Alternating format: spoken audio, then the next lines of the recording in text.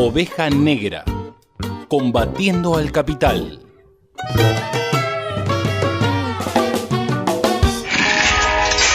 Rebelde como la radio. Negro como la oveja. Explícito como el peronismo. Editorial.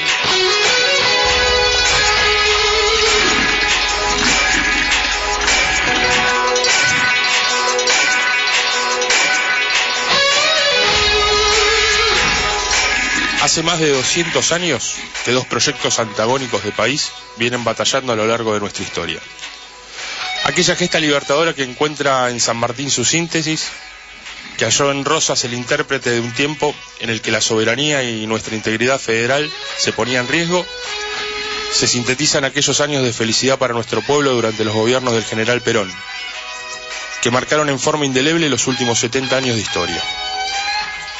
Un proyecto de patria grande, integrada continentalmente, que ordenara su desarrollo productivo e industrial a fortalecer el mercado interno y generar trabajo para la dignidad de sus habitantes.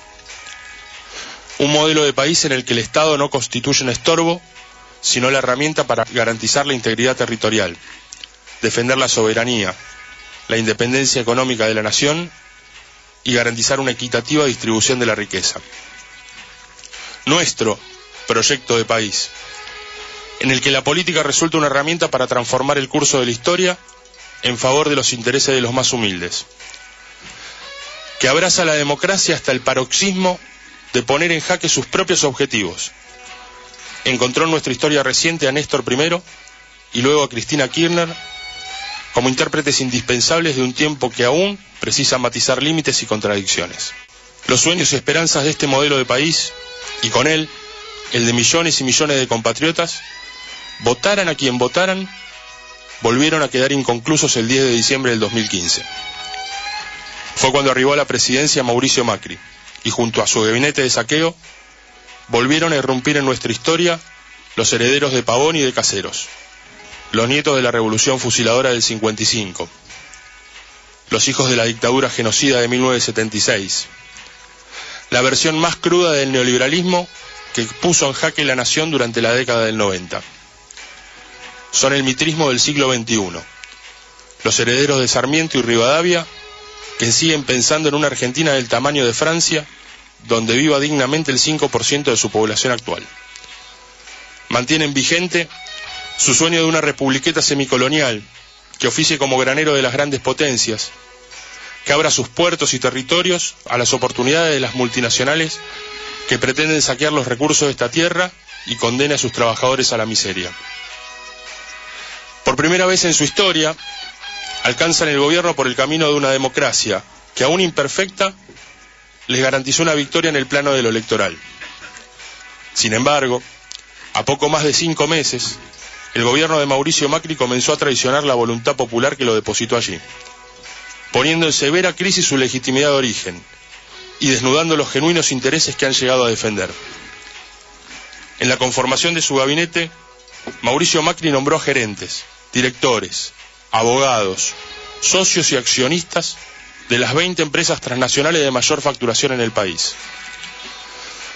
A fuerza de decretos de necesidad y urgencia, han materializado una devaluación del 50% de la moneda. Significó una transferencia brutal de divisas a las arcas de las empresas que representan los gerentes a cargo del gobierno, constituyendo la punta de lanza de la disparada inflacionaria que licuó el bolsillo de millones de trabajadores.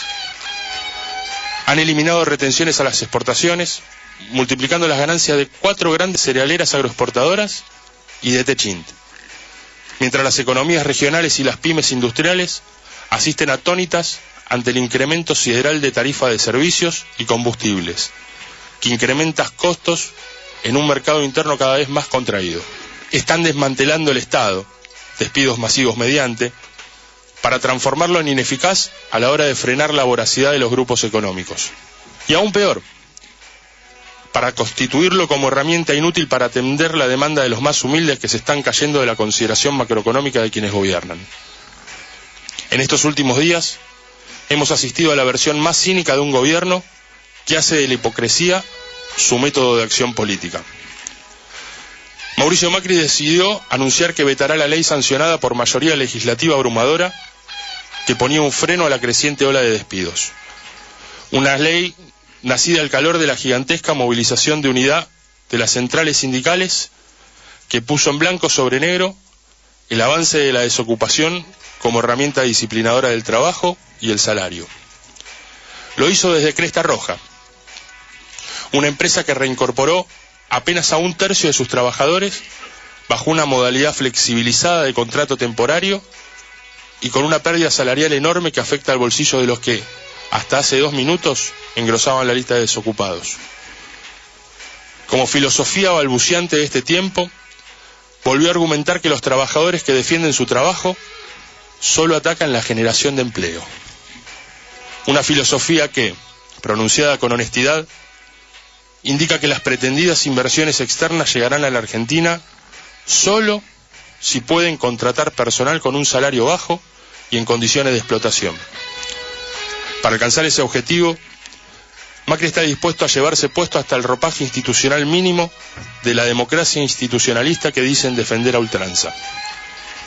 Podría haberle pedido a las cámaras empresarias, a la sociedad rural, a EA, a ABA, a la UIA, que en realidad gobierna la Argentina, que presenten recurso de amparo ante algún juez amigo que les dicte una cautelar de ocasión y evitarse un dilema político.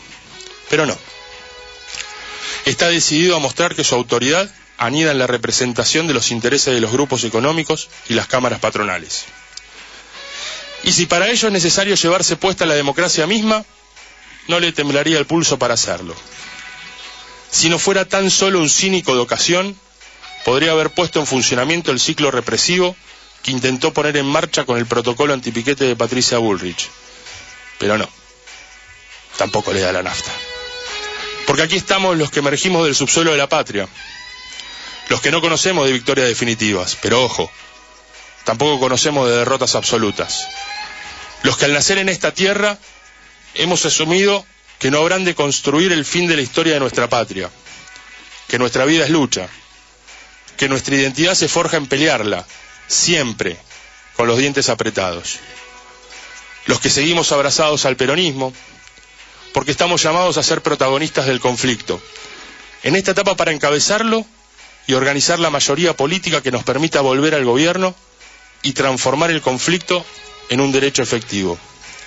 Los que damos batalla por el sentido histórico del peronismo, para que volver implique retomar con sentido profundizador la agenda que nos quedara inconclusa tras la derrota del 22 de noviembre, y luego de 12 años de conquistas populares encabezados por Néstor y Cristina. Los que asumimos como responsabilidad frente a la historia aquel legado del general San Martín. Cuando la patria está en peligro, todo está permitido, excepto no defenderla.